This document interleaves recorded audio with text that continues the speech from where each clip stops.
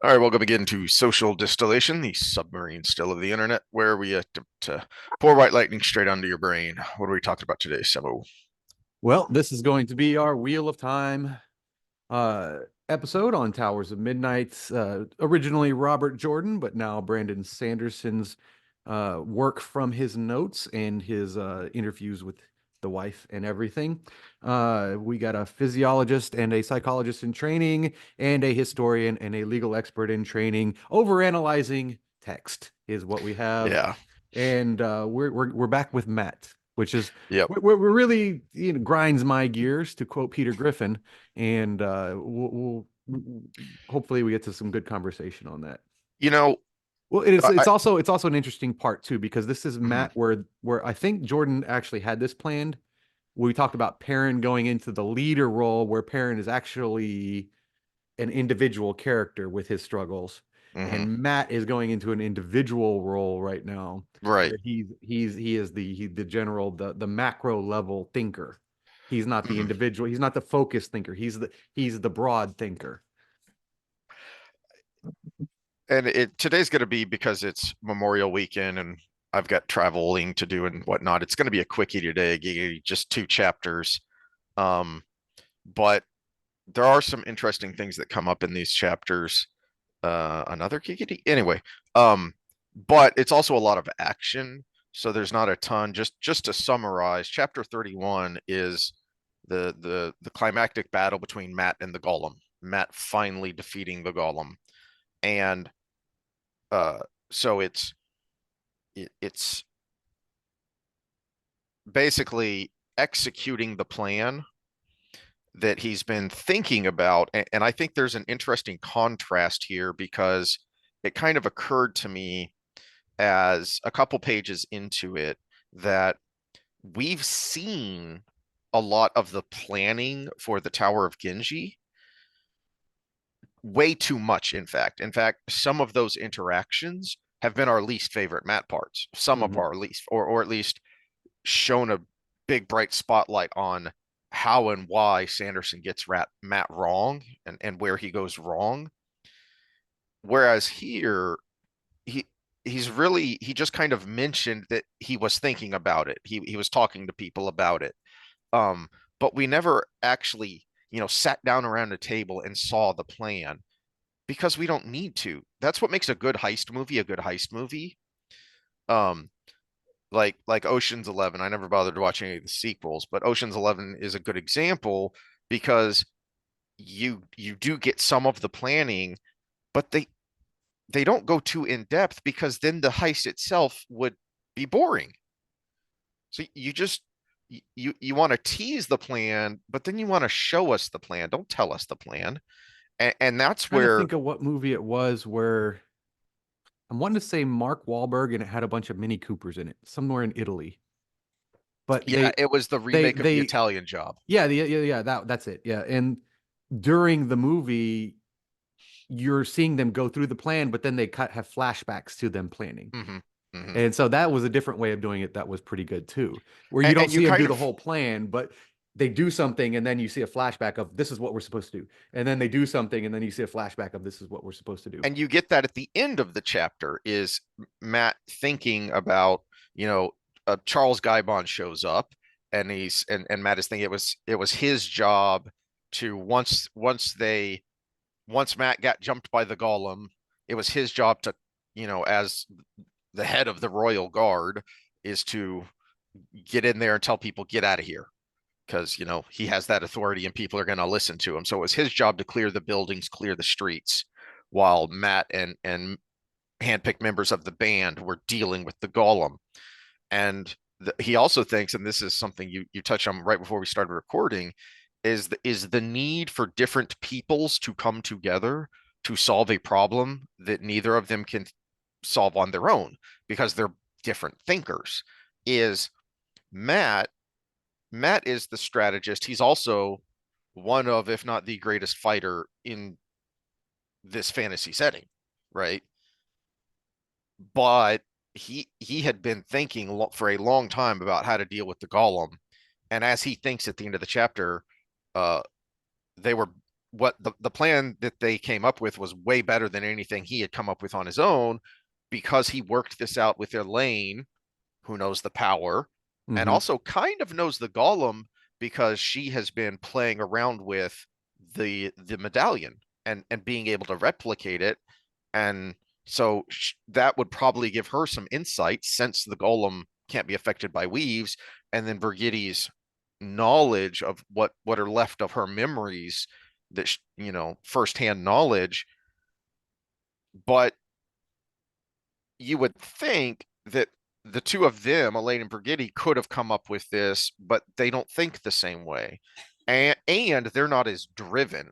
That is something that I do like about this chapter, is that it's peppered with these thoughts of Tylen and Nelson and Mm-hmm. the members of the band that it had attacked, and Matt thinking he's a fool for trying to take this thing on one, but also knowing that no one else has a chance, and knowing that if he doesn't deal with it, he has the two specific thoughts, the general thoughts of, members of the band, more members of the band are going to be killed by him, but the two specific names that pop up a couple of times are Tuan and Ulver, which is appropriate, and is really perfect as a driving motive for Matt, because that's who Matt is.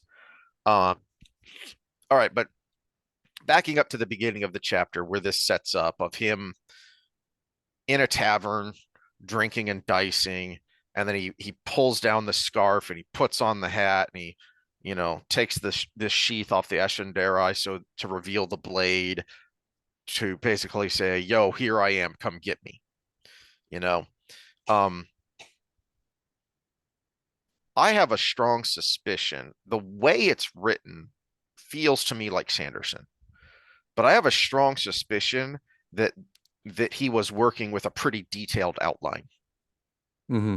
because it just seems to me like, since Jordan set this up, you know, 6 books ago, when we first meet the Golem, 6 or 7 books ago, whenever it was, where we first encounter him, that, knowing he wasn't going to be able to actually write it, I feel like this is an important enough moment that Jordan would have wanted to make sure that it plays out the way he sees it in his head.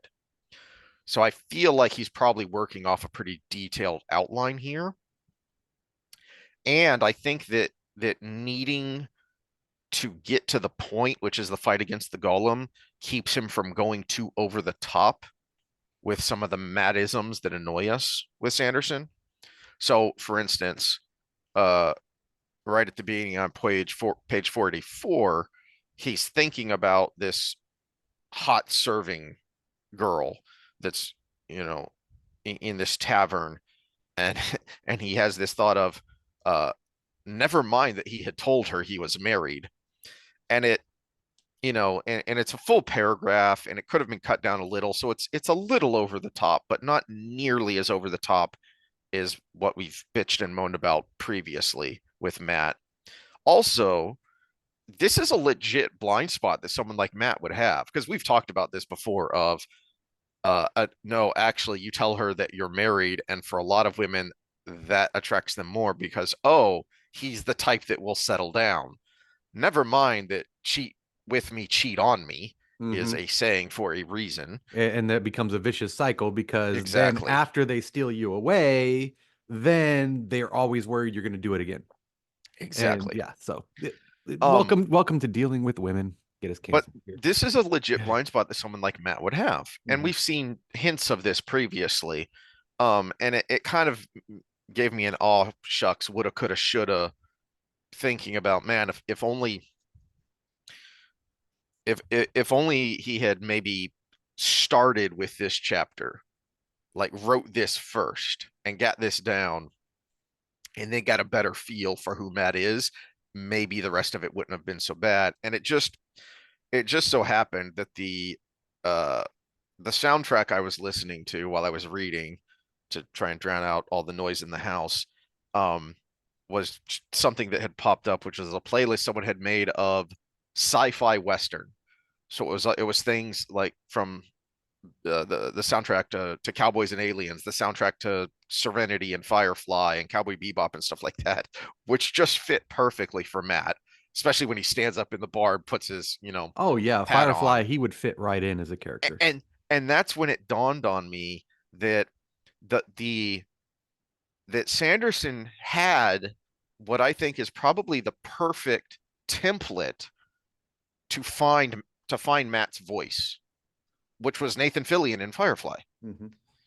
And specifically the scene that jumped into my mind when I was thinking about, you know, never mind that he told her he was a married man, and that this being a legit blind spot is the episode where what's her face, Hendrix, the redhead with the, as Matt would say, very impressive bosom, um cons Nathan Fillion's character by saying that they're married, right? And Adam Baldwin's character is like, "I'll take her if you don't want her," and Nathan Fillion, who is generally this, kind of hardened scoundrel, but he's also the scoundrel with the heart of gold, and so he's, no, no, no, I'm not going to take advantage of you.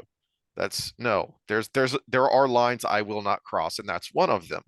And it just hit me that he can be very serious and very deadly at times, but then he's also flippant and a bit nutty at times, but it never goes overboard, which is appropriate because it's Whedon. And we've talked about that. Yeah, the humor in Avengers worked, but that's because there were some really serious moments in that show, in that movie. So that's why it works. And Sanderson was never really able to grasp that. Well, and we're talking about spectrums of people being in personality spectrums. When it gets to a certain point, the tail end, the standard deviations away from the norm, we actually call them disorders. And you talked about he can be this and he can be that. And I feel the same, which is why I identify with Matt so much, is because when you have that all over the place kind of mentality, that open, explorative type mentality, if you go too far down that spectrum, that's schizophrenia.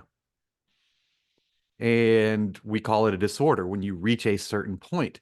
But when you're in a healthy range of that, you can compartmentalize those things. It's the Jordan Peterson. It's not for a man to be not dangerous. It's for a man to be dangerous as hell and never use it, right? Mm-hmm. Because you do have Mm-hmm. that part of you. You do have that beast within you. This is the struggle Perrin has because Perrin can't conceptualize it. Matt, it's just natural for him that I can kill Colin, but I like the little sexy time with Melindra at the same time, and I would never want to harm her. And when I had to, I felt extremely guilty about It, it, even though I was defending myself. it was really probably his lowest point as a character. Yeah, well, but also it's his lowest point because he knows there was nothing he could do. Hmm. He knows this was randomness of life. This was the Dark One's doing. And he's actually what I've mentioned this before. Don't accuse me of something I didn't do because I do enough bad things. This was the Dark One forcing his hand to do a thing that he considered bad, which makes I've said it before. I don't ever get angry, so if you make me angry, I get double angry. I don't do bad things like that, so if you make me do a bad thing, I get double mad. which And which and that's which Matt. is which is a great setup for the next chapter, because that's what's going on with Rand. Is we see he, through this self-actualization or whatever you want to call it, of, this epiphany that he had at the end of the last book, he's finally able to do that. That is what he needed to learn, and that is what Mhm. Matt just naturally does. Well, And that let's is. go to Perrin too, because those are that's Mhm, the mhm, dichotomy is Matt and Perrin. And Perrin is super focused. So Matt is the person that will do whatever is needed at any time and compartmentalize those things, but still feel guilt when it's needed and mhm. still, learn from his mistakes and everything. Perrin is so hyper focused, he makes statements like, I would do anything for Fail. Matt has never made the statement, I will do anything for Tuan. He But just he can't get her off does his it. mind. He Yeah. just does it. Where Mhm. Perrin is, I would do this. I would become the different person. I would kill people. I Yeah. would, I would go through hell to get her. And so he is focused and set his mind to a thing. where that actually leads to a different kind of guilt. I mean, Matt is calling himself a fool for making himself the bait of this Hmm. trap, but he's still doing it, and he's furiously attacking this thing. He gets more and more, aggressive the more he thinks about what this thing has done and the people it has taken from him and the people it has threatened. Hmm. Um, in fact, there's a great line that uh, that is really it's taken straight from Sun Tzu. It's just paraphrased into a Mattism, and it's appropriate because we've seen this before. We've seen this when we first saw what the memories had done to Matt, what it had turned him into when Lan is sitting there and basically prodding him into revealing that yeah, something's going on here. The dude has somehow become a tactical genius. And he mentions this when he's talking about the plan to fight against Cooladin and the Shido. And one of the things he mentioned is straight from Sun Tzu, which is you unless you want the the most vicious fight out of your enemy, you give them a way out. Hmm. Leave your enemy a way out, or they will fight. And conversely, if you want to get the most out of your men, you put them in a situation where there's no way out. And that's on page 487.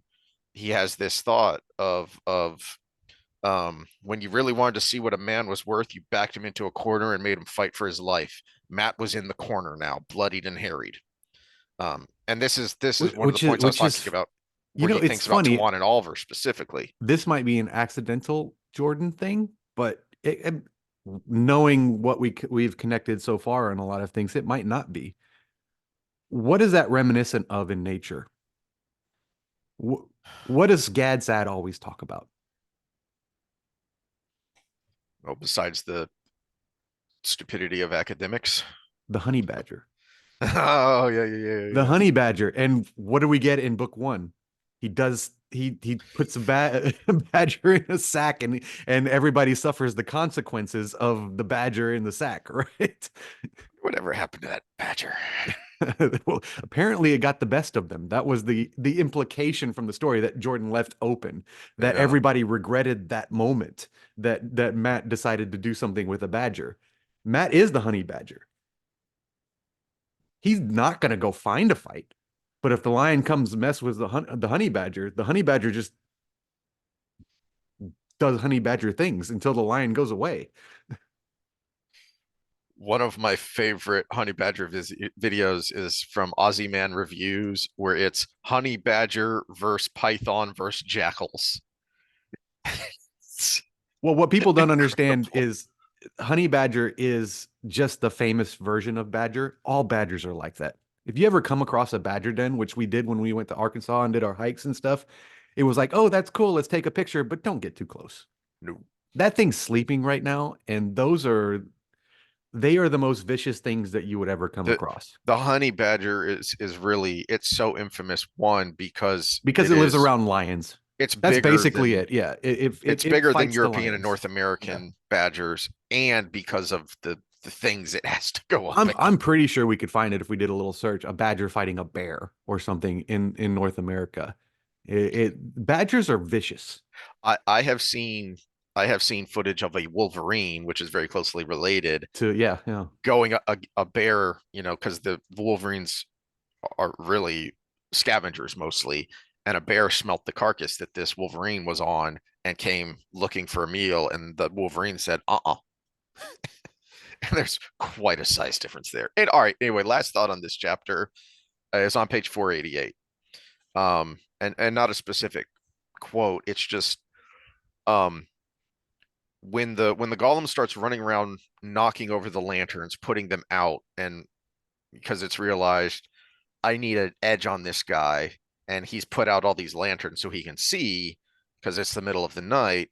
I'm going to knock out all these lanterns and then I'll have the edge. And Talmanes, against orders, as Matt thinks, grabs the last lantern and runs to keep the golem from getting it. And I just had this thought that this is supposed to be a great moment for Talmanes, and you're supposed to, I think, be genuinely concerned that he's going to end up like Nelson, right? Mm-hmm. Uh, so it's supposed to put you on the edge of your seat. But for me, it kind of fell flat because Tominus was never a coward.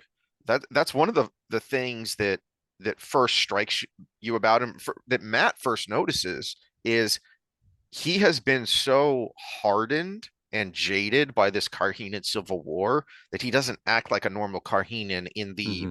Karian and scheming kind of Noble, way. Noble. Yes, Yeah. yes. Yeah. Now he still acts like it in the uh personality way of being very reserved and even dour, but he's no longer the scheming noble because he has been so jaded, and he has become a war leader, a warrior and a leader. And so he was never a coward, but his heroics here for me were kind of lessened by all the clown makeup that Sanderson put on him. Mm-hmm. Um, and it gave me this thought, and this is what you heard right before we started recording, because One of the I was dogs just farted. Oh, it's so bad. Oh, uh, I'm I gonna can't mute see. if I have to cough. Um, so I was asking so I had this idea, and I was asking my son because he's read a lot more of Sanderson than I have. But remember, I talked about the one of the terrible Star Wars shows on Disney Plus, and it has this character, Grand Admiral Thrawn, which was invented and first written by Timothy Zahn, who's one of the best living sci-fi writers, period. And and so he was able to make this Moriarty style villain and make him compelling and believable because Zahn himself is really smart. And in the TV show, it was, I can't remember if it was Drinker or one of the other, nerdrotic people who said that Thrawn in the TV show is a dumb person's idea of what a clever person is. Yeah, I think that was Be- Drinker because I listened to be- that one. Yeah. because the people writing the show don't have the intelligence, don't have the life experience to actually write someone who's really damn smart and Mm-hmm. catch the audience by surprise. And that suddenly hit me and made me think, oh, so Sanderson's reasoning and excuse when he was asked about what the heck is going on with Talmanis in the first book in Gathering Storm, and he said, "I always thought Talmanis was funny. I always thought he was comic relief, and I was trying to bring that out more because I thought, at this point in his arc, and his interaction with Matt, he would start being more open with the humor." And so that suddenly hit me and made me think, oh, a humorless person's attempt at comic relief, a humorless person's idea of what a humorous person is. Because in hindsight, you can see how you might interpret some of what Tolmanis says around Matt as kind of, imagine if this was animated and Ben Stein was Tolmanis's voice actor, right? Very dry, very dour, very monotone. And then every once in a while he slips something in that makes you go, wait, what? And was that a joke? Um, but but with Jordan, it was so very subtle because Jordan had enough intelligence, had enough um life experience. He was able to write that subtlety. Sanderson doesn't have that and can't do that. And so I asked my son, is there much humor or comic relief in Sanderson's other writing? And he said, no, not really. There are sometimes humorous situations, which are the main character is trying to do something and it's not working. And you might get a chuckle out of it. And um there are characters and moments that his fans, the fan community, his really dedicated fans, that they think are really funny, which makes me think, oh, okay, well, so they're very Sanderson like. And I hesitate to use this because it's become so overused, but you brought up the clip of him interviewing while he's signing books, right? Mm-hmm. And And that's that not was the only just, one. I just brought yes, that that one was up. Yeah. an example. And it just kind of made me think, you know, he does strike me as maybe someone who could be a little douchey and you might not really like him that much in real life. And it might be that he's pretty far along on the spectrum, which would make sense about how he's able to write so profusely Well, that it. yeah, I think I brought it up. The he and this is why he can't write Matt is because Matt is he is motivated by internal validation, and Sanderson is motivated by external validation because he has a narcissistic personality, which is why he pictures himself sign thinks it's a good idea to sign autographs while people are watching him, you know. Mhm. So it's that we're going to talk personality types in our social episode for this week. But yeah, when you're on that end of the spectrum, the key note of narcissism people don't understand is external validation is everything. That's why they're so grandiose. That's why they're so out there and in your face and look at me, look at me, look at me, because they need you to say, yeah, you're doing great. They need you to say, "Oh, look at you. You made it on time today." Or they need you to say, "Oh, you're better than everybody else." One of the most awkward moments I had with a friend, and he's like the best kind of slightly narcissistic, is because he needs that external validation, but he's still perfectly normal most of the time. But he brought me some homemade sausage. And deer sausage, great. I ate some and it was spectacular. I'd give it an A plus. And I was like, man, this is great. And then he put me on the spot. He said, "Isn't it the best you've ever had?" Now, what do I say? Because I Yeah, know what he yeah, needs. I know what he yeah. needs. He needs me to say, that was the best I've ever had. But it wasn't the best I've ever had because I don't know. It was pretty damn good. But I've had some pretty damn good sausages in my life. I've been to Germany, okay? It's, It's why South Texas is so awesome because so many yeah. Germans settled there. I grew up in a Polish community. You know, it's like I've had some pretty damn Yeah. good sausage, and this was an A plus. But the word best, he needed me to say yes, Hmm. and the honest part of me wanted to fight back and be snarky, and I tried to play both ends, and I lost both battles. So it was, but that's the mindset they have, and Sanderson writes the way he does because he gets validation from it. Mm. But that's why he can't write Matt because he is trying to put that on Matt. Matt's validation comes from other people's opinions of him, which has never been the case. Matt Mm. does what he does because he wants to do it, other people's opinions aside. And yeah, I killed Coolidge. So we'll go back to Jordan's writing of Matt. I killed Coolidge. If Sanderson had wrote that, he would have reveled in that. Whereas Jordan wrote that and he was like, please make this thing go away. I just did what I had to do because I was Hmm. gonna die. He's sitting under the shade, drinking Yeah. alone, In fact, he's trying saying, to yeah. ignore what's happening In around fact, him. he's saying if people know this, then they might challenge me to duels, and I don't want to fight that. Hmm. Hmm. Yeah, yeah, that is not who he is. Um, Again, which is why I feel like this was heavily outlined for him, because this is actually, um, I would put this up there as some of the best Matt writing Sanderson does. Mhm. I had avoided Tim Ferriss for a while because when I ventured into his realm, I kind of got a bad taste in my mouth from some of the things he had put forward. But then he was on Modern Wisdom, and I was like, okay, I'll give it another chance. And there was a lot of things I was wrong about. So the initial bad taste, I still see that in his work. But at the same time, there was some things that I was like, man, I need to learn from people that I don't always agree with, right? So Hmm. that's the openness you got to go into it with.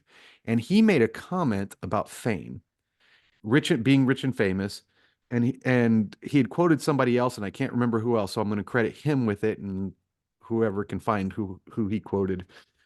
He said, people want to say I want to be rich and famous. They say try being rich first, because maybe you just want a comfortable life. Hmm. Because being poor is uncomfortable. Being rich and not famous is comfortable. Being rich and famous is uncomfortable. So basically, you take the comfort out of being rich when you become rich and famous. And he said, well, my early days, I was an author. Author famous is different than movie star famous. Author famous is everybody knows your work, but they don't know who you are. Especially And since most of you write under a pen name, if you're writing fiction at least. yeah, yeah. And so he's like, but the social media era made me took me from author famous to famous famous where everybody knows my face. And that created Mm, discomfort. mm, So I was in a good place and then it took me to a bad place and I had to learn to deal with that. Sanderson likes that attention. I think yeah. Jordan liked nobody knowing who he was personally. But you said he is a pen name, right? Yes. Robert Jordan is a pen name. Yeah. Yeah. So James Rigney was his real name. yeah, And so so he his, liked being author famous because people love my work and there's something that feels great about that. Of course there's yeah. something that feels great about that. You're validated from every belief you have, right? And but then you're also not the center of attention from it.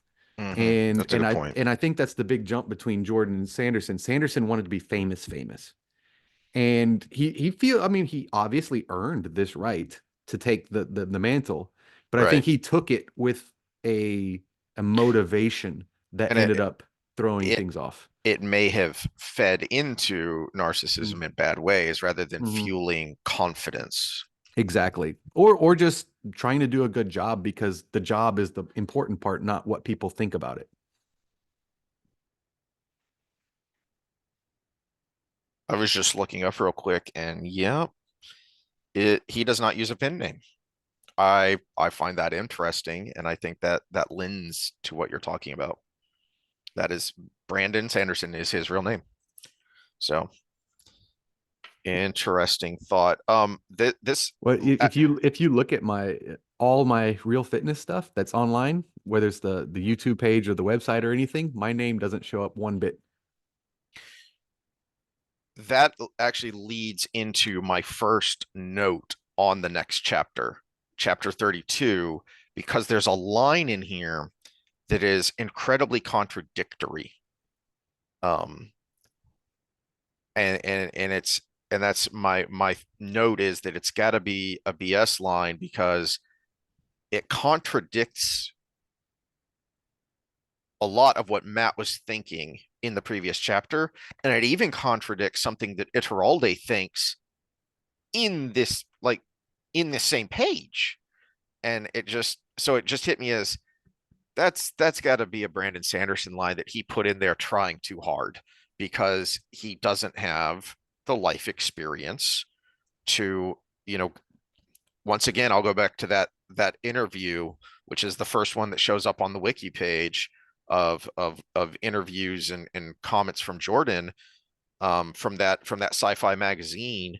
And they asked him, how does being a combat veteran influence your writing? And Jordan's answer was, well, I don't think it does anything for the details of it. I don't think it affects that, but it does have a serious impact on how the characters view combat, Hmm. especially the ones who have been there before. And you see that right off the bat with Tam. I mean, Tam is the perfect, you know, he's the perfect, your uncle or your grandfather who was in World War II or Korea or Vietnam or whatever, but you just know that because others have told you that. They don't talk about it, but they carry themselves a little bit differently than other people do. Hmm. And I think that Tam at the beginning of Eye of the World is the perfect example of that. And that sets the stage for everything that we come to see later. And so this chapter 32 is the finale of the Battle of Meridon. And it is one of my favorite chapters. Except for this one bit that really jumped out at me. It's pretty darn well written. Both from the character point of views. It is mostly from Iturralde's point of view, and then at the end, it switches to Min's point of view.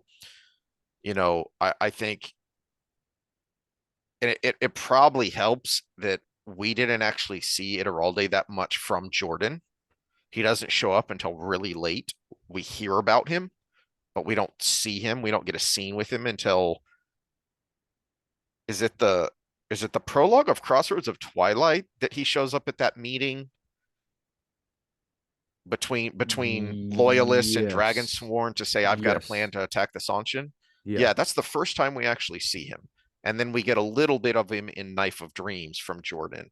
Um, so I think that helps that there aren't expectations. That probably helps Sanderson's writing. Uh, so we jump back into the middle of things, and the city is a mess, and it's all what he thought the last time we saw him, which is the city is lost, but we're going to make it a killing ground. And the longer we stay here, the more we make the Murdral feed Trollocs into this meat grinder, then the more likely we might get reinforcements, or two, even if we don't, it will let the people behind us get ready for what's coming, right? And and so then we jump into the middle of that he's been doing this for a while. We don't know how long, but a while, days, if not a week, whatever. But there's this line on page 495, which is the second page of the chapter, where he has this thought of, um, his the whatever it was that the Ashaman healer did to him is starting to wear off, and he feels that fatigue deep down in his bones, and he's afraid that at any minute now, when it catches up to him, he's just going to drop unconscious. And he thinks that that would be bad for morale. And then he has this thought: no, hiding in the smoke while your home burns, knowing that the Trollocs are slowly pinning you in, that's bad for morale. Hmm. No, it's not. You just said that the men are fighting, especially Yoli's men, the Saldeans, they are fighting with a grim determination, because you have just done what Matt was thinking about previously, which was you have put your men in a corner. You could have escaped, but you decided no, you were talked into it. The wounded escape.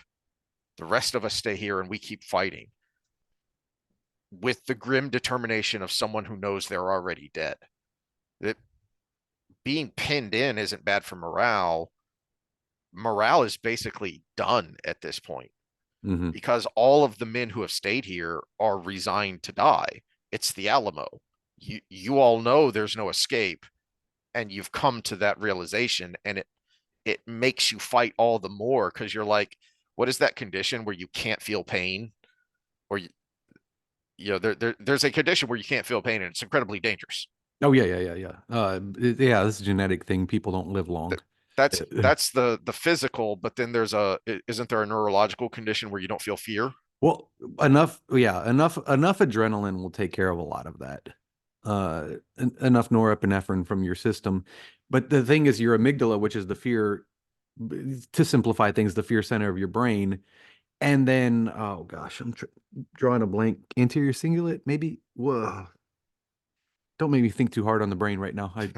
Yours hurts I'm too in my much. off season. Okay, the uh, whichever that center is, there's also the excitement response from it.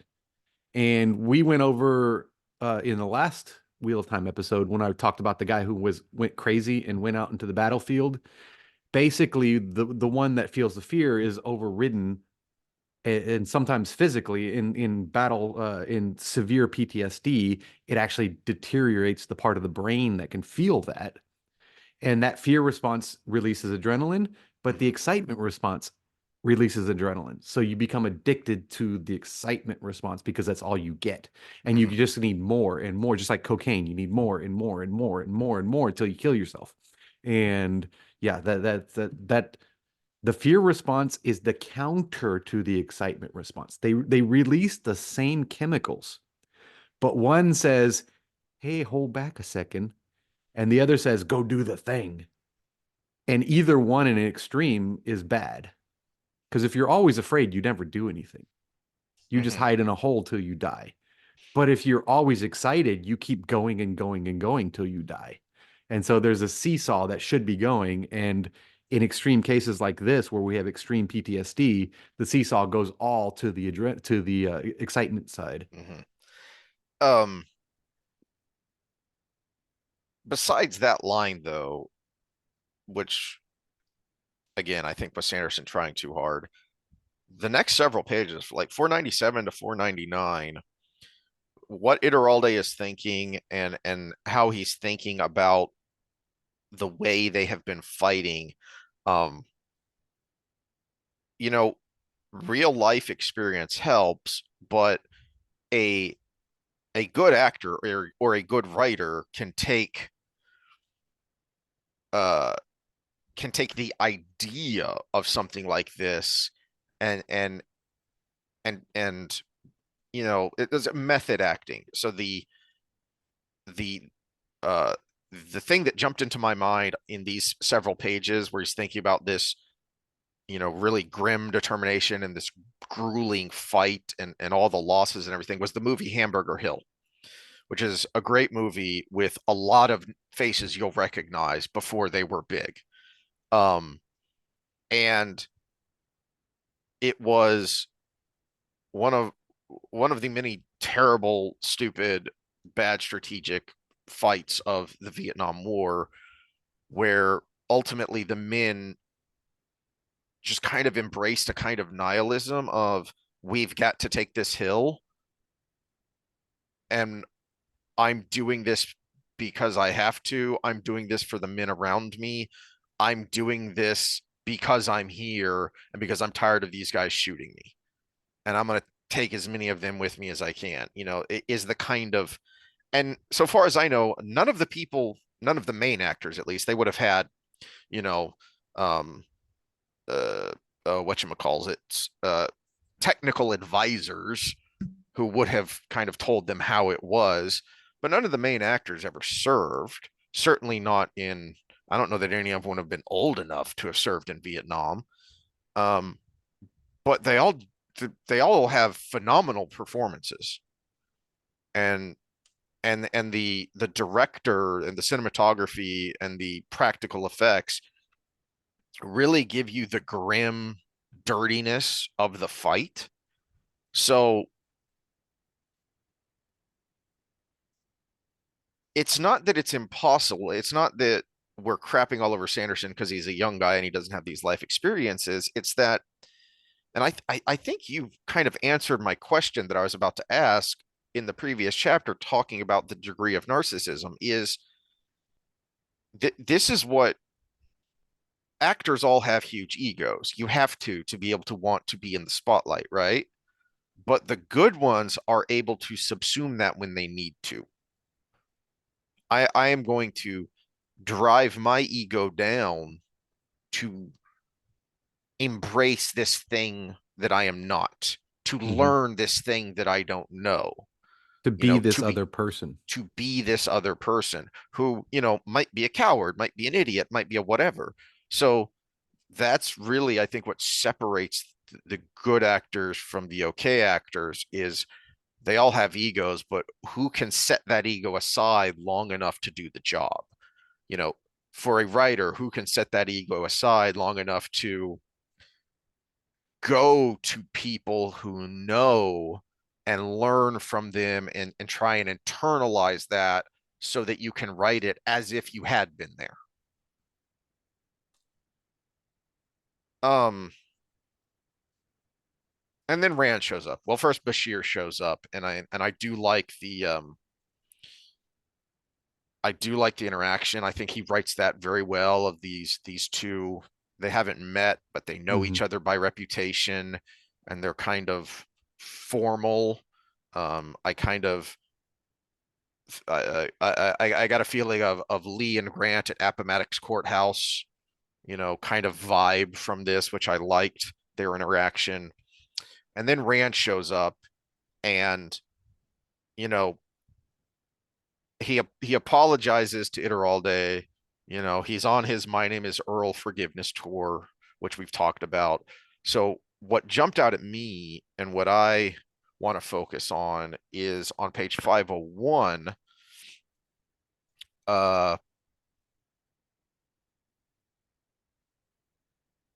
Bashir is telling him the city is lost because they're looking out and they're seeing it's not just the Trollocs who have occupied that camp, that fortifications at the river that Iturralde had been using to hold them off for so long. But behind that, they see a vast horde coming towards them. There's no way this battle's over. The city is lost. We have to gather everyone up and get the heck out of here, or we're all going to get annihilated. And is what Bashir is telling Rand, and Rand says no, Mhm. no. Um, an honorable sentiment, Bashir said, but we don't. He trailed off as Althor looked at him. Those eyes so intense, and we're still in Iturralde's head. This is from his point of view. They seemed almost a light. They will not take this Bashir city, Bashir, Althor said. An edge of anger entering his quiet voice. I'm tired of letting him hurt my people. Pull your soldiers back.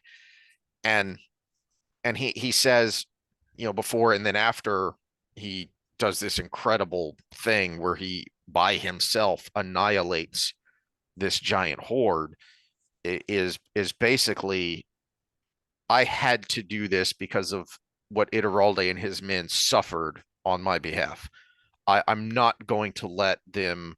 I'm not going to let this city fall after what these men did to fight these Trollocs. I'm going to finish this fight. Yeah, well, what it kind of gives you, because remember, Rand is a symbol.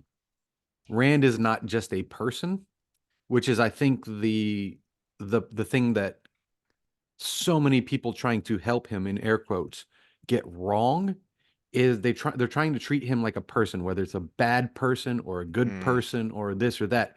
Rand is a symbol, and this is the thing that Rand finally understands, which leads to very careful selection of words that Jordan started with book one, channeling.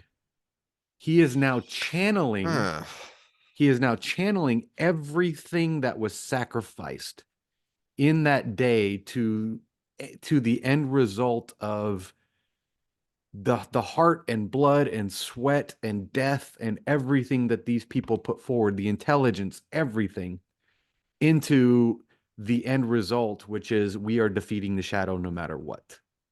And like you said, backed into a corner, we are fighting no matter what. mhm. And now he is channeling that energy into basically winning the argument and, of and the day. and this is reinforcing again that the anger itself wasn't the problem. No, the It, anger, we are all motivated by emotion. Even if you try to mhm, think logically, like you're trying to get the best deal on your car, you're like, I logicked this out. But behind it was the good feeling you get from getting the better deal, mhm. or the bad feeling you get from getting screwed. The feeling always motivates. The feeling is Yep. what pushes the thought to the forefront that allows you to say it's logical. The problem was that I've referenced this many times lately, but it keeps coming back, especially with Rand, which is the scene from Avatar: The Last Airbender, the animated, not the awful live action, of the wise old uncle telling the angry teenage nephew, shame isn't the opposite of anger, but its source. The problem with Rand's anger is, one, the source of it was shame and frustration. And then the outlet for it were outbursts. They were childish tantrums. Now his anger is a righteous fury because of what this evil has done to good and noble men, right? And even later he says it may have been a mistake. I'm so worn out that if the Forsaken, if my enemies came after me right now, I wouldn't be able to fight them off. It may have been a mistake. But even if it's not the best thing to do, it is what's right and necessary. Well, and the thing is, anger, what he's finally realizing in his enlightened mode, anger is natural. And the thing is, his anger was directed towards, and this is a theme, this is where Agenor is actually important, other than just being Dashiva later and the first Forsaken to die, or the second Forsaken to die in the Eye of the World. He is an embodiment of creating the unnatural. Mm, in the natural world, because when the bore opened, it allowed that avenue to happen. And you had the person who was willing to do that, the biologist that was Agenor, to create the Trollocs, to create the blades that they use made from human souls, which wasn't accessible before the bore was opened. You didn't have that ability before the bore was open, because it opened the doorway between life and death, because the dark one is the realm of the dead, right? So you didn't have access to these souls before, and finally he had that, and he did the unnatural with it. He made Trollocs, he made Murdral, Hmm. he made the Thakandar forged blades, which all needed a soul. Do we get that yet? We get that through Yeah, Isam's point of view at some no, no, point.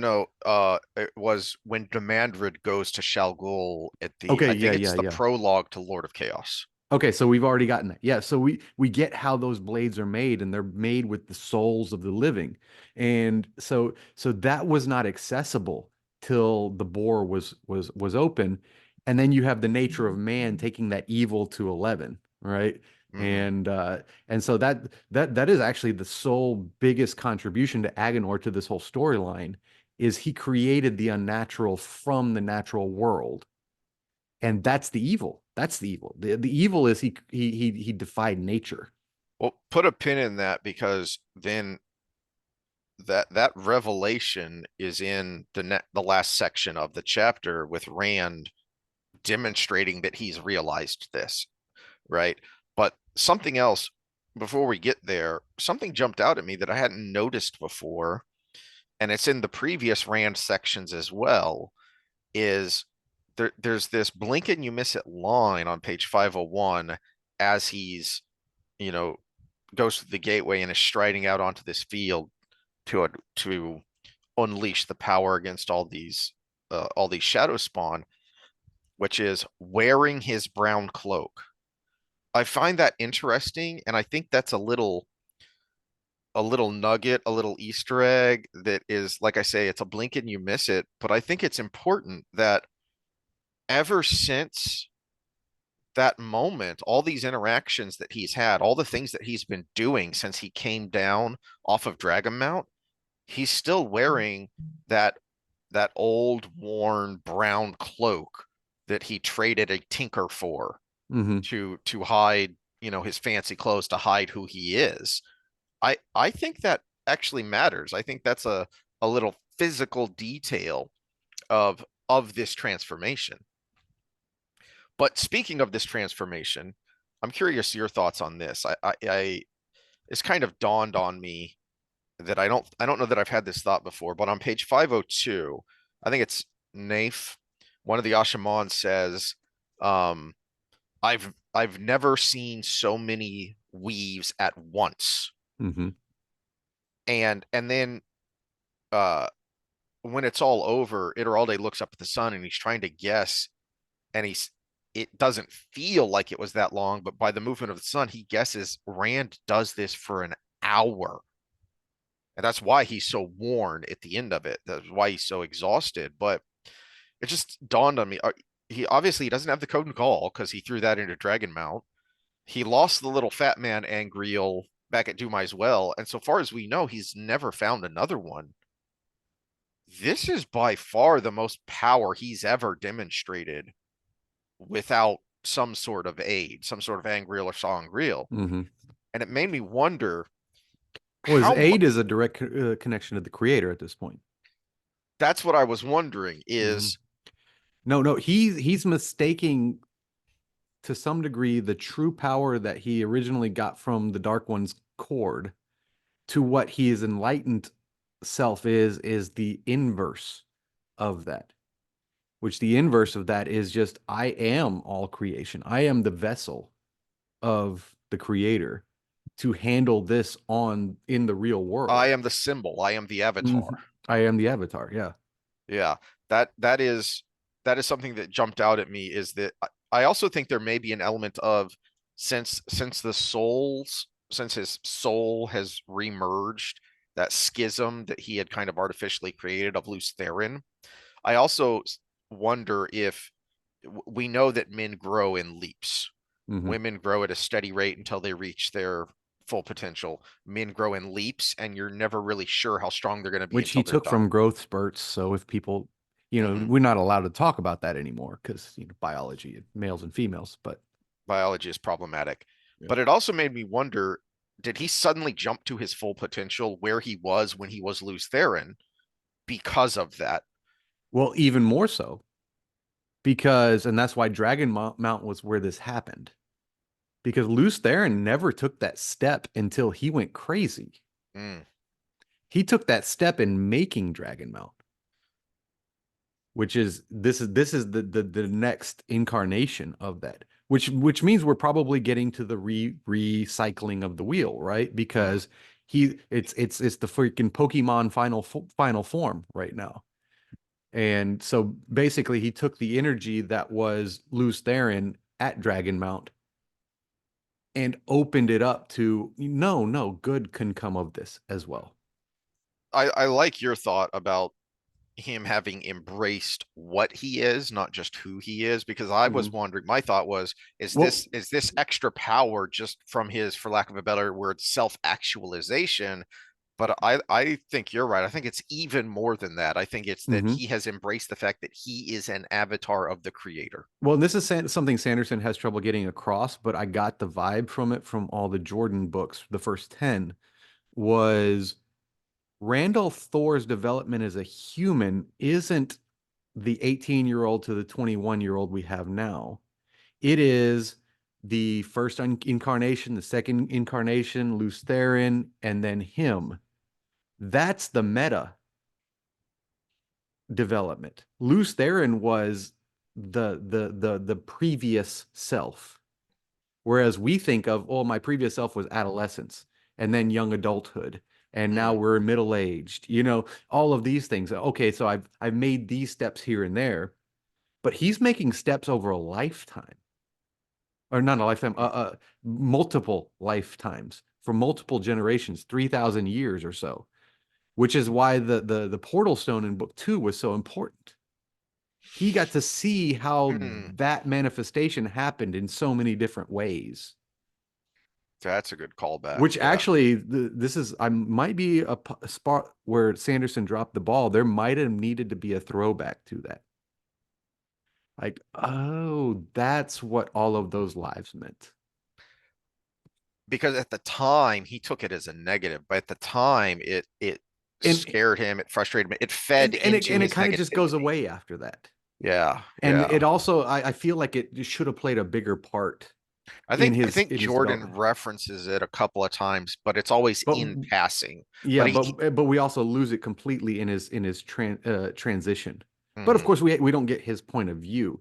So there's a good and a bad to not getting his point of view in these yeah, transitions, yeah, because I won again, I won again, I won again was the whole portal stone yes, thing, yes. and what he needed was this transition to actually win, because now, oh, I am the light. I am not making light.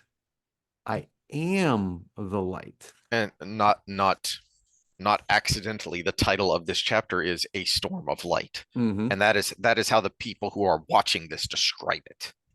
Yeah, and Um, shadows don't exist without light, so we still need shadows. so much so that the head of the city, whatever his title is, Turkleman, and his wife, who are now revealed to obviously be Pokes dark his own friends. eyes out, and yeah. Chad, I had forgotten the details of it. He gouges out his own eyes with a pin, Mm-hmm. and his wife leaps to her death out of the window because they can see the light even locked in their rooms where they literally don't have a view of the battlefield, and yet the light is so blinding that it drives them crazy. Mm-hmm. Yeah. Um, but then we switch to Min's point of view when he leaves Meridon. He goes back to Tyr, and uh, he vocalizes, because we're still not in his head yet. He vocalizes how he has arrived at this point, really. Which, brief aside, put a pin in it just to mention it so we remember it. The other important part about this section is Min is working out what Kalendor is for and why it's needed and how he's going to use it. But it's really just kind of a setup, so I didn't want to dwell on it much here. But she has some insights that we need to remember when we actually get to the point where he is going to wield Kalendor and go into Shalgol, because she has the thought of, I think it opens you to the dark. I think there is a vulnerability there, and it worries her, but I think it's going to be used in a way that we need to keep an eye on because the ending is kind of confusing. Mhm. Anyway, so back to Rand. Well, yeah. Well, and back to Rand, and the only comment I will make with Sanderson versus Jordan is I think Jordan really wanted to bring an Eastern influence into this, which I mean, it's obvious beyond belief that there's a Buddhist influence on Rand's development.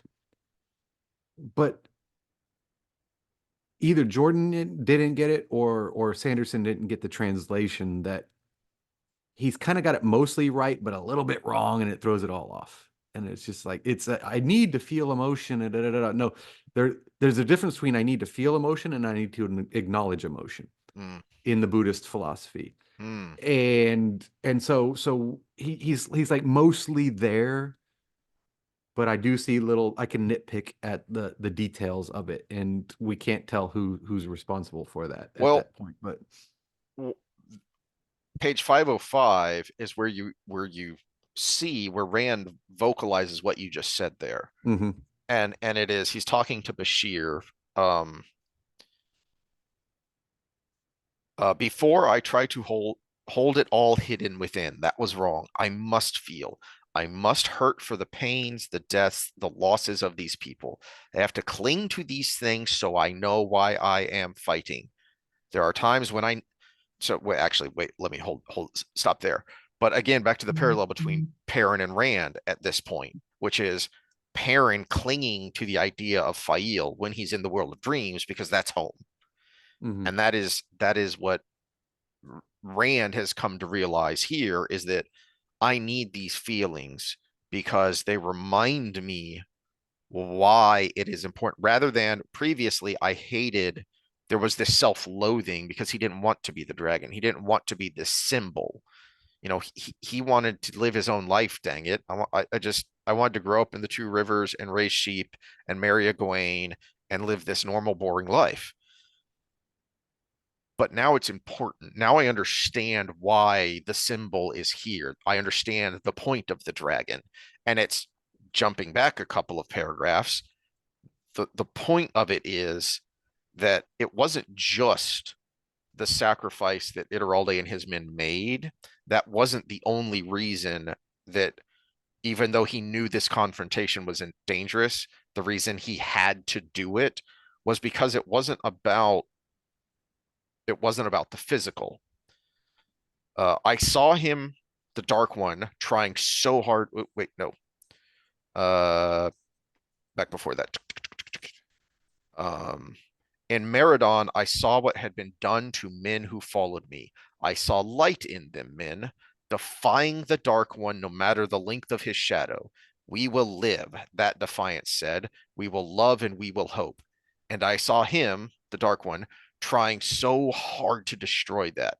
He knows that if he could break them, it would mean something, something much more than Meridon, breaking the spirit of men. He thirsts for that. This is uh this is the Dark One as pure entropy. So he despises these things in men that make us humanity, that make us want to build and create and preserve. Which is slight bastardization of chaos, because chaos doesn't care. Well, that's So why. because there's an intent to it, you Mhm, actually add order to the equation. And the mhm. Dark One being complete chaos, it wouldn't have the intent. Well, I wonder if that was on purpose on Jordan's part, because if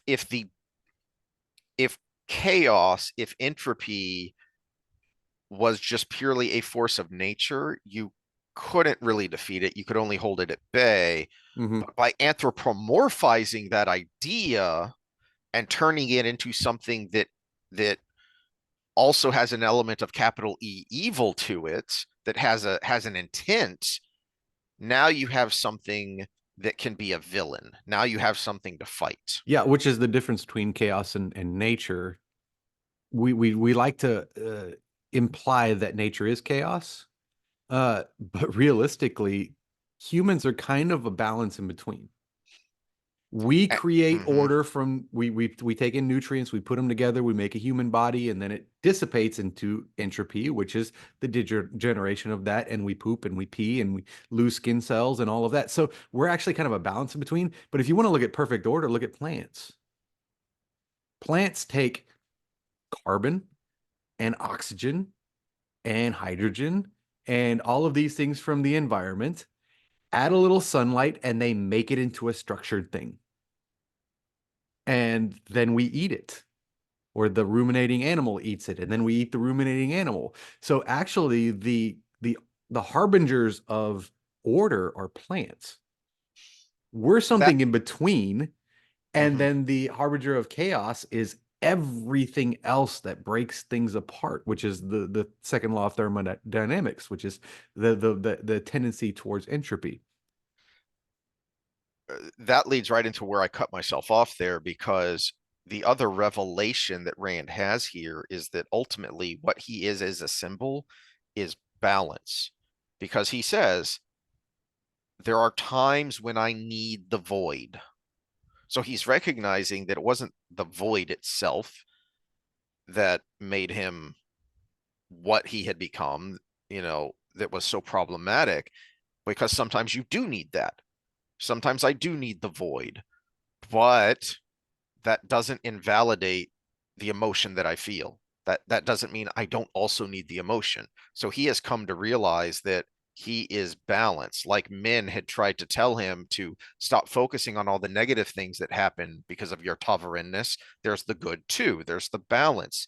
The problem with the Dark One is that, and I think that's what partly how and why it's anthropomorphized, is the creator understands the need for both. That's why the weave is what it is. That is how it balances. The Dark One is trying to destroy the balance in one direction. Mm-hmm. And that is what Rand represents, and that is why he had to go through all these personal struggles in order to arrive at this point of, ah, I'm balance. And in fact, the kind of the closing line of the chapter is when he um, when he brings Rodel Iturralde in and surprises him with Cat, that we find out the little mission he'd sent Cadsuin on, which was, I think the king is still alive, the king of Eridomon, and I want you to go find him because I know you can do this. You have the skills to get this done. And he thinks, Grendel never had him. I didn't kill him, men. One innocent I assumed that I'd killed still lives.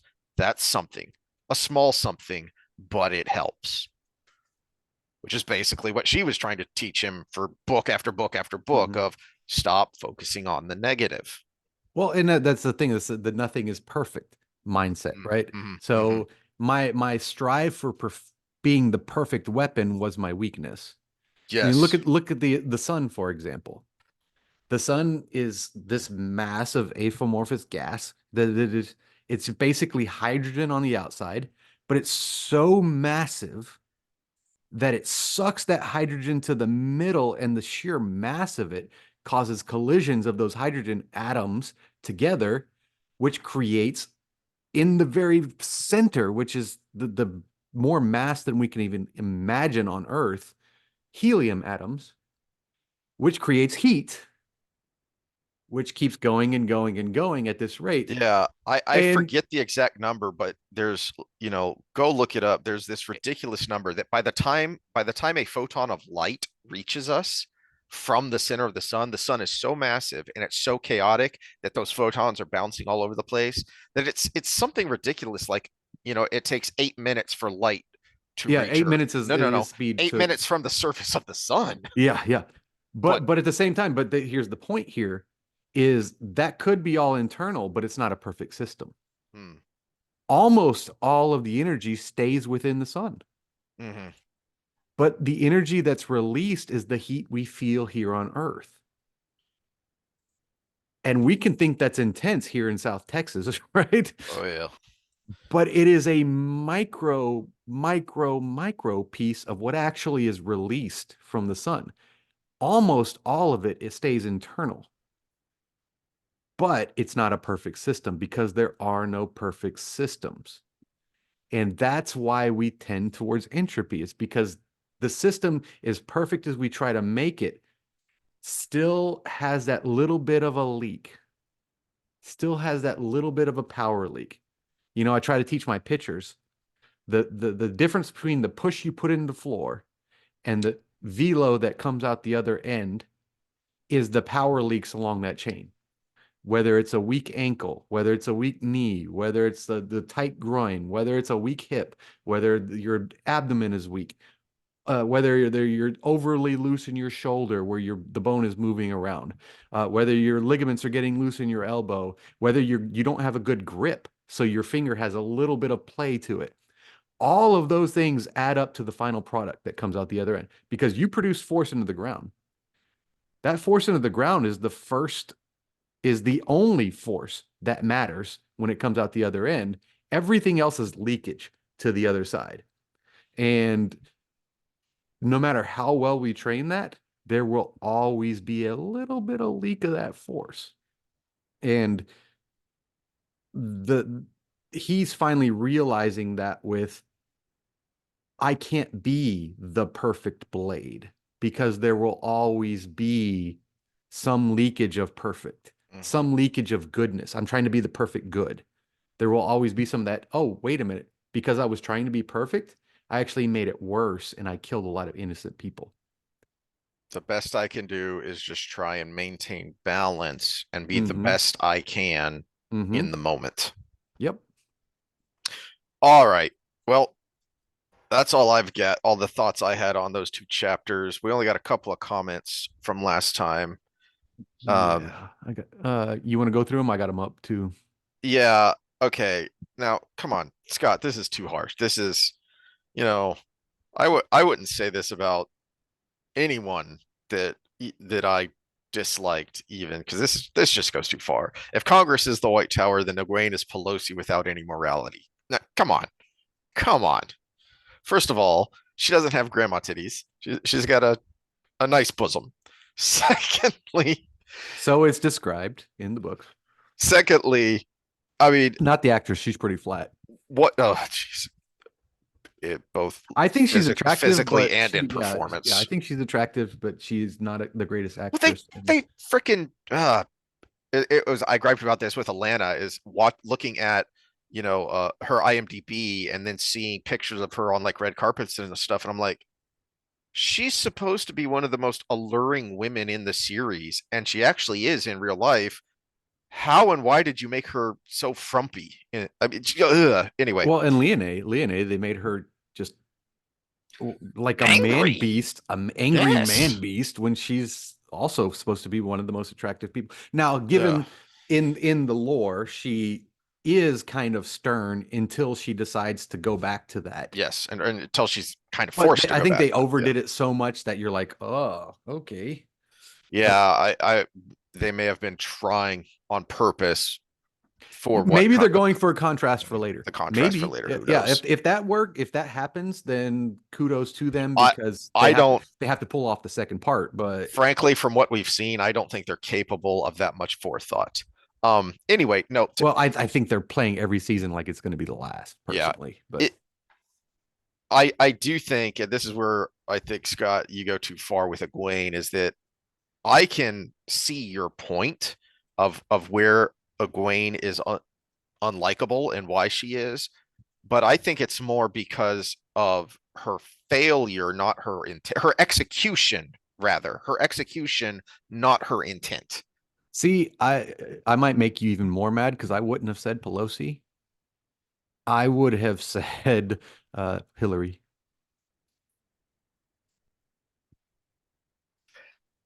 See, Everything about Hillary Clinton is the ends justify the means. well, I know best for everybody, and that's where Egwene has kind of gone.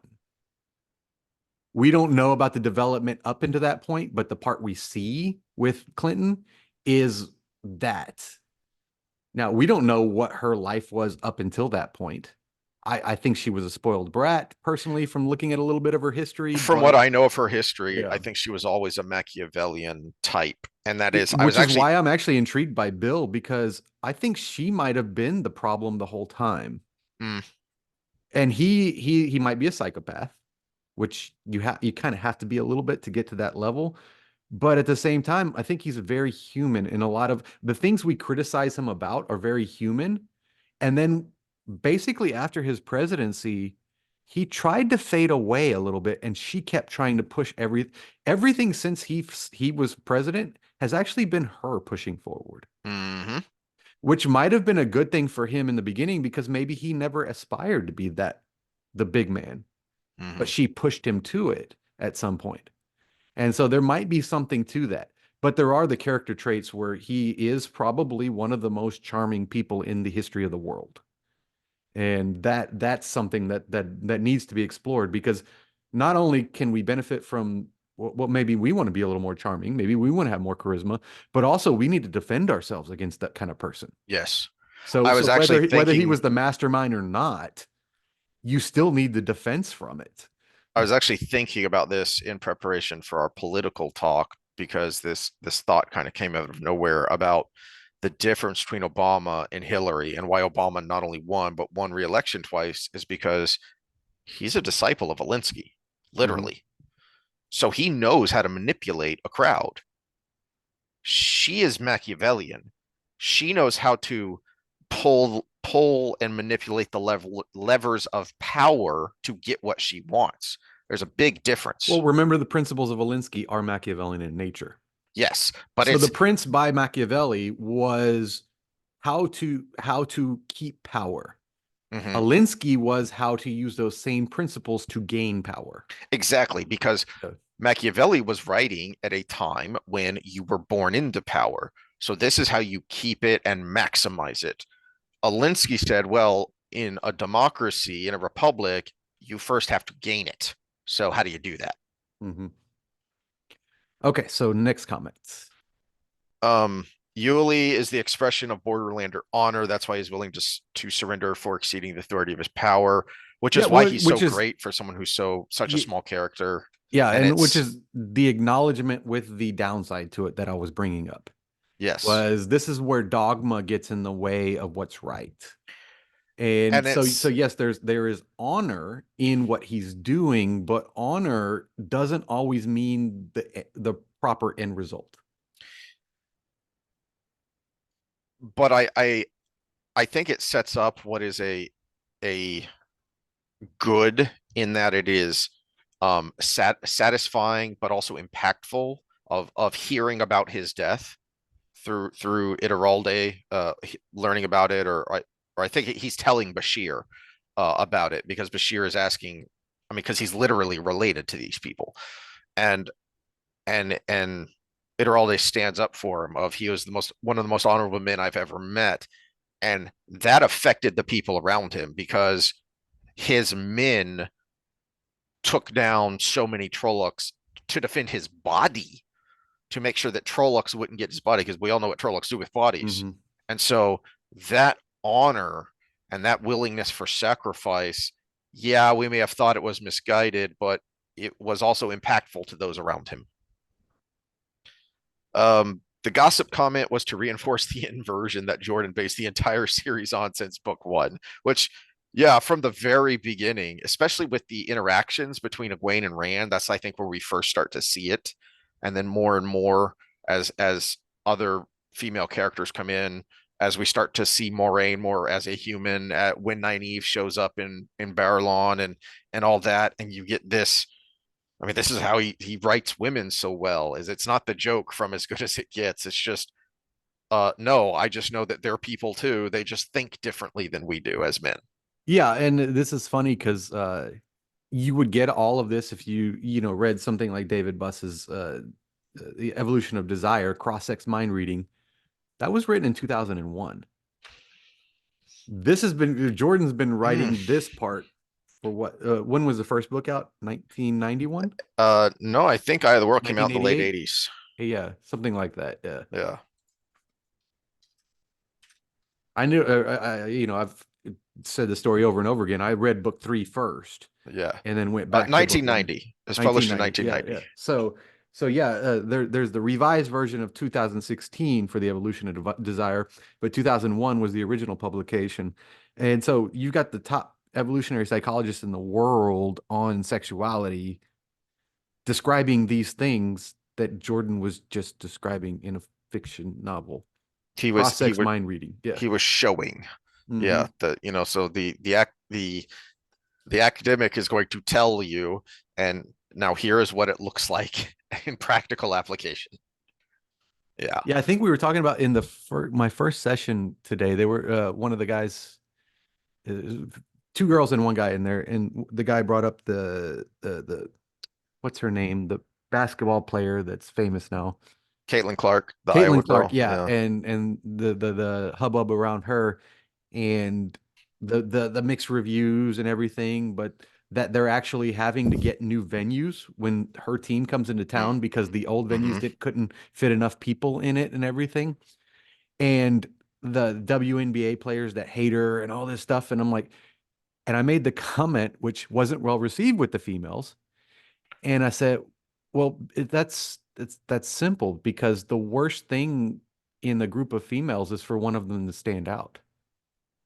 And they were like, no, she's a role model. Da, da, da, da. I'm like, you're thinking as a fan, you're not thinking as Mm-hmm. the other players. Mm-hmm. And I'm a coach. I have coached males and females, and I have talked to female coaches who have regretted the fact that they coach females because they want to coach males because they hate that anytime someone starts to do well, they pull each other down.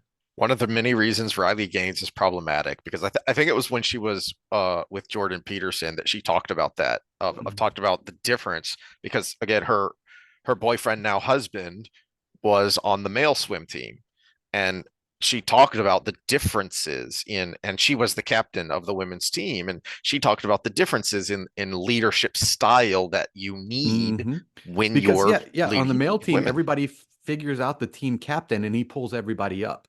Mm-hmm. On the female team, don't stand out because they will pull you down. And you've got to keep everybody together Mm-hmm. in that coalition, um, and try and move the whole group forward, right? Because Yeah, the and exceptions to the rule aside, mm-hmm, like Serena Williams or something, exception to the rule aside, this is the bell curve. This is where it stands mm-hmm. with males and females, and that's one of the big reasons why it's like we can't have these integrated sports because unless you go into it like a co-ed setting where it's like, okay, these are going to be the rules where everybody's close to equal, but at the same time, these are the boys' roles and these are the girls' roles. You see that with like co-ed softball or whatever. You're never gonna you're gonna have slow pitch so everybody can have a chance to hit, but you're also gonna have delegated roles between the guys and girls, right? Mm-hmm. So it's yeah, the worst thing for a female is to stand out. What got us on that? What was the comment? Oh, It the was about gossip, the the the gossip. gossip. Yeah, Yeah, and so we're so the talking about difference between gossip. men and women, and yeah, the truth is, if you want to use the true word of gossip, is yes, guys gossip and yes, girls gossip, but they gossip for completely different reasons And about about completely different. completely different things. Yeah, yeah, yeah. I'm talking about the latest sexual escapade I have, or the big business deal that I pulled down, or all of these things as a guy. Status seeking gossip.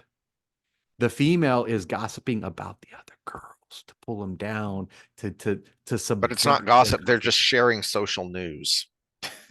They That's how they paint it. That's Exactly. how they paint That's it. that's what we talked But it is about to last keep time. everybody on the same level. I've coached boot camps. I'm sorry. This is 100% yes, anecdotal, but from personal experience that is supported by the literature. If there were 8 girls in a boot camp class and 7 of them showed up, guess who they were talking about? And the very next week, if it was a different combination of 7, guess who they were talking about? And canceled again. All Yeah, right. no, no, Well, no. They say if someone tells you something about everybody, don't tell them anything about yourself because when they're around someone else, they're going to tell everything about you. yeah. Yeah. All right. Well, that is it for Wheel of Time today. So now we will go on to talk about politics, which will get us even more canceled, but in a different way. Well, it's funny the way we're wording it because I'm going to post the politics one Yeah. first because that's our usually Wednesday. You just wanted to get this through so we make sure we get it in. Uh, Giggity. but but yeah, So we will see y'all next week for more Wheel of Time, where hopefully we will be able to get through, where we were going before we had to do a quickie today. We might be able to get through the last of the book in two sections, two episodes, but which you we'll said we'll see quickie, how it we went goes. an hour and a half, but Well, yeah. it happens. All right. Well, we'll see you again next week for Wheel of Time. We have no idea what the social episode for 2 weeks from now. Oh no, no, I wanted to talk muscle spasms. Muscle spasms. Muscle spasms. So we will see you then if you watch both. If not, stick around for next Wheel of Time.